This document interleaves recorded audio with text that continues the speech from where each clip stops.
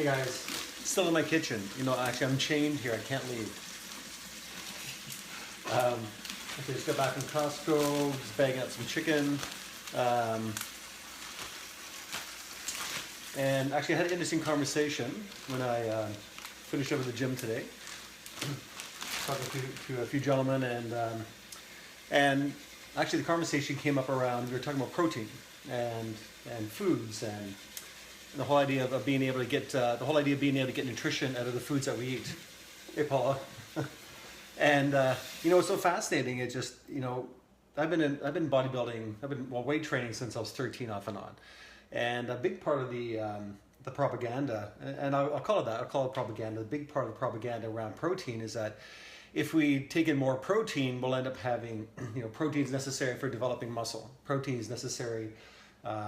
You know, for all tissue structure in the body, but it's, I mean, it's such a linear conversation, because it's the same. It'd be the same thing saying, if I want a beautiful home, all I need is wood, right? A bunch of 2x4s. So you get a truck to unload a bunch of 2x4s in an empty lot.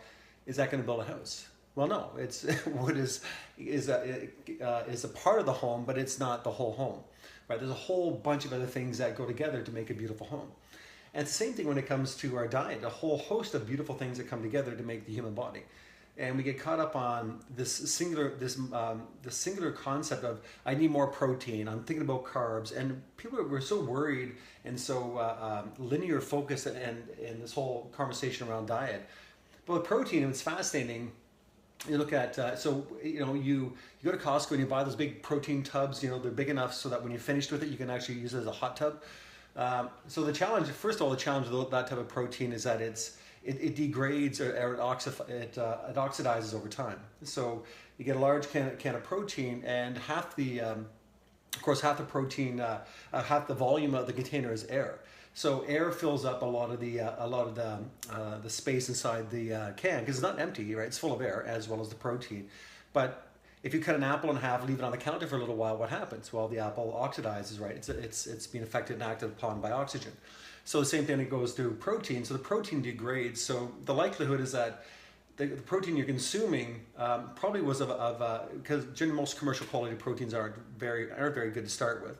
So by the time you actually even get halfway down that canister of protein, the likelihood is that it's probably, you know, 60-70% degraded. So the quality of the protein that you're taking in is fairly limited.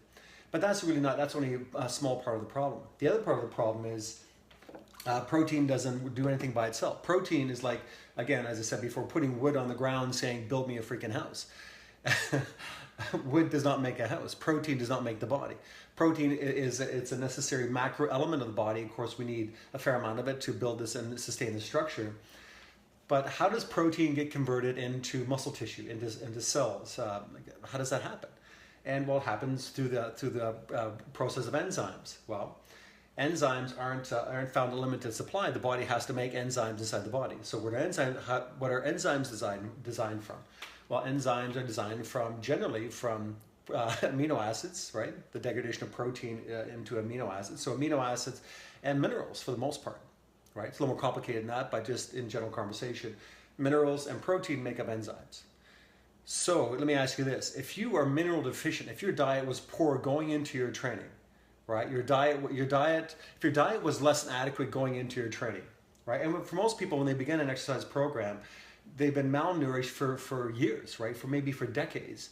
So you go in minerally deficient. We know, and the conversation is, you know, it's uncontested now. We know that soil is minerally devoid. We can see it, right? The evidence is people are sicker and sicker every year. With more advances in the health sciences and fitness technologies, people are still getting sick because the micronutrient value of food is so poor that exercise just actually becomes a form of stress that people can't recover from properly. So if we ingest protein and we're signaling the body that we want this protein to be converted to muscle tissue. So I train hard, like a lot of people out there do. So the training stressor actually is telling the body that I want to take that muscle fiber and increase its physical structure, increase its physical size, or I want to build more muscle tissue. So how do we do that? Well, we take existing protein stores from an amino acid pool that the body has, And then we use enzymes, which are made from minerals and protein, to actually to take and facilitate the conversion of amino acids into protein peptides, right? The protein structures. But again, the challenge is we need the minerals. So if I was mineral deficient going into my exercise program, and I'm shoving all this protein down my neck, and think about, again, exercise is using up what? Enzymes, right? Enzymes, we're stimulating the metabolism, which is controlled by enzymatic behavior. No enzymes, no metabolism, we have death. So we're shoving more and more protein down our neck. We're not giving it any mineral component. In fact, we're actually creating this massive imbalance of this nutrient play inside the body. So the body has to take the protein because, well, we forced it through exercise. So the body has to actually take the protein and go steal some minerals, some trace minerals from the body, wherever it can find them, because they're not showing up in our diet for the average person. It's got to steal minerals from the body and actually to assist in the development of enzymes to actually assist in the restructuring of the human tissue. Does that make sense? So if minerals and the trace minerals and these other cofactors are not there with protein at the same time to assist in the development of muscle tissue and supporting of all the turnover of tissue inside the body, what the hell is the point of eating protein? And what is even the point of exercising if you're not willing to take that extra step to ensure that all the micronutrients and the macronutrients are there in enough quantity to support the development of the human body? It's the logic is crazy, but what has happened, and I know I was a part of this unconscious behavior for many years, because the way it's sold out there, everything's sold as the highlight, the spotlight's on protein, right? The spotlight's on or 3 amino acids that we use for recovery. Well, that's fine, but it's just but there's more things going on, right? And because we don't look at it in a holistic point of view, and we're very linear in how we look at things, because the information is given to us and how in a very linear format, right? Here's vitamin C, right? Dr. Paul Lining, the Nobel Prize winner for his research on vitamin C. So shoving a bunch of vitamin C down your neck, well, yeah, that kind of works, but that's not the problem, right? How about B vitamins? Well, we need B vitamins to assist in the to assist in the releasing of carbohydrate energy in the body, right? So, but just taking B vitamins is not the issue, right? Everything is a cofactor. Everything is in synergy, and so really what we're looking for, and what I've really come to discover over the last maybe 10 to 15 years, and really been looking at within my own health and my own fitness, is that if I don't find the synergy, there's no point. Right? If I don't find the synergistic way, I'm not able to look in a more of a lateral view on how I look at my health and nutrition, then there's no point going forward in a linear format, because it simply doesn't work. And if I go in one direction, I'm going to do that to the exclusion of something else that's vitally important. And so it was a fascinating conversation, but I think that's the problem when, I was in Costco today and these massive tubs of protein, man, it just doesn't work. The best it's going to do is turn you into a methane producing machine, right? Commercial grade protein generally is very poor quality. And of course, and just another little sidebar conversation we had towards the end of it, we're also talking about legumes, right? And we talked about, of course, enzymes, and the enzyme conversation around protein led to legumes, nuts, and seeds. And I said, it's fascinating. I read a book years ago from, oh God, I can't remember his name now. Anyhow, the book was called Enzyme Nutrition, and it was probably 15 years ago I read the book. And one of the fascinating things, he said that a lot of animals actually don't have digestive enzymes. They actually don't have the digestive enzymes that a human would have, which I found quite fascinating. Like killer whales, for example, don't actually really digest their food. What they do is actually they consume a seal, right? They don't chew it up and masticate the seal into little bits and pieces. The seal actually gets stored in a part of their stomach, and there's an enzyme called caspin that's released that actually degrades the tissue into liquid. And then the killer whale gets his liquid nutrition. All the proteins and amino acids and the fats and the minerals get liquefied and get dumped into the killer whale's body, and he gets to enjoy it. Squirrels will take nuts and seeds. You see them shoving these things in their mouth. What they end up doing, though, is that what they found is that squirrels actually plant a lot of these seeds, and they sprout them. Smart little squirrel. Why do they sprout them? Because there's something called an enzyme inhibitor that's found in most nuts and seeds, right? Because remember, nuts and seeds and legumes, they're embryos, right? They're a plant embryo. and they have tremendous amount of value and energy, but only if an enzyme inhibitor is actually shut off and allowing the seed to grow. So why do we? So the consciousness around that was we started soaking our beans and nuts and seeds, what have you, and we soaked them until they just sprouted, and that sprouting process actually shut off the enzyme inhibitor and released all that amazing energy and nutrition from the nut or seed legume, so that we could actually consume it.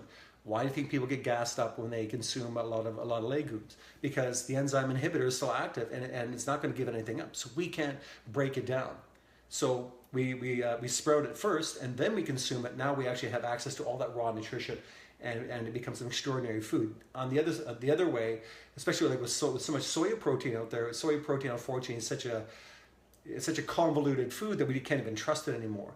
But one of the challenges with it is that, let's say an organic soybean, if you can find one that hasn't been affected by the whole GMO restructuring, would still have to be sprouted first to actually get the quality nutrition. The enzyme has to be shut off. Yeah, so it's fascinating stuff. But anyhow, that was the last 15-minute conversation we had leaving the gym today, and I just think it's fascinating. I know from Eastern philosophy when I was first working in natural health care, one of the conversations that was had is that, you know, humans are born with a finite amount of energy. We're born with a vital force. Now, it's up to us to really enhance that vital force by consuming foods that are not dead, by consuming foods that don't rob us of our energy. So if I only have a certain amount of energy, I was born with a certain battery life for life, I decide how fast I want to use that up. And when I'm consuming foods that are dead, I'm robbing from my vital source to process this food stuff, and the food is supposed to be giving me something rather than taking away. It's supposed to be a source of nourishment, not a source of almost a source of illness, because food should come in with a complete package. Food should have its own enzymes, ideally. Right? Nuts and seeds have their own enzymes if you sprout them. Fruit and vegetables have what? Well, they're a complete package. At least they should be, or they were historically.